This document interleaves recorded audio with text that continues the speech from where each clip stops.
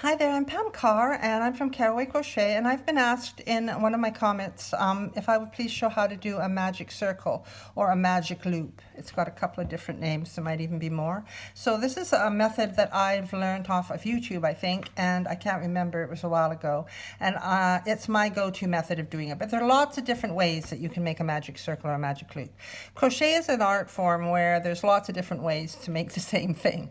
So this is my way. So what I do is I choose to have my piece of yarn here, my hook, and I'm going to take my piece of yarn with quite a long tail, and I'm going to thread it in from the back in between these two fingers, and I'm going to pinch them. Okay, then I bring it and I wrap it over my index finger, and I wrap it around to the front and come up the back, but don't go that way, cross it over. Okay, then you can pinch it with your thumb.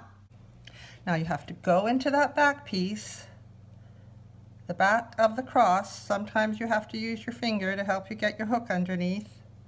Okay, and then this piece is held out over here. You're going to go behind it. No, you're going to go over top of it, sorry, and under like that. Oh, I always get off camera. Go behind it, under it, grab it like that, pull it through, and chain. And now you have your magic loop. And I'm going to start to amigurumi. I'm just going to keep single crocheting into that loop.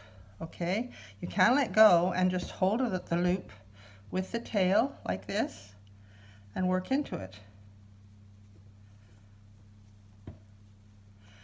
until you get all the way around. So you're doing 6. 1, 2, 3, 4, 5, 6. Lots of amigurumi creatures start with 6. Usually with a hat you have to make more. Okay, so now I'm just going to pull on that tail, and it tightens it right up, and then you can just carry on working around into your previous row of single crochet stitches. Okay, one more time. Pinch it, wrap it around, put your under there, and then over sort of, and grab your yarn there and pull it through, and then grab your yarn and pull it through again, and that's it. Okay?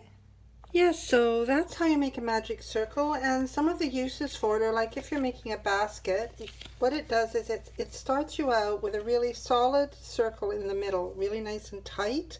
If you do chain 4 or chain 3 and slip stitch together to get started, it's easier than doing a magic circle, but it doesn't make it such a tight finish in the middle. And then this is at the bottom of a basket, right? You can use it at the bottom of a nice coffee cup cozy or the bottom of a water bottle holder. Once you can start this, then you start, you know, increasing in the rounds, and it makes it. Also, it's like the beginning of a hat. See this beanie here? It's a top-down beanie. Top-down beanies usually start with a magic circle, and then it's usually double crochets into the top. And then if you want to do amigurumi, you start with a magic circle, and usually it's single crochets. But everything is different, right? So this is a nice beanie. My dreamer beanie, my slouchy beanie, and my chunky beanie on YouTube here are both made starting with a magic ring or the chain 4 slip stitch together. It's up to you what you want to do. They both end up working. This little basket that I made. Okay, so good luck with your magic circles or magic rings or whatever you choose to call them. And please subscribe to my channel. And I would love to have you with me on my crochet journey and on your crochet journey, because everyone's journey is, some are further down the road and some are just beginning. So everybody starts at some time being a beginner. So I welcome all beginners and everyone who loves crochet to my channel. So please subscribe. Thank you so much.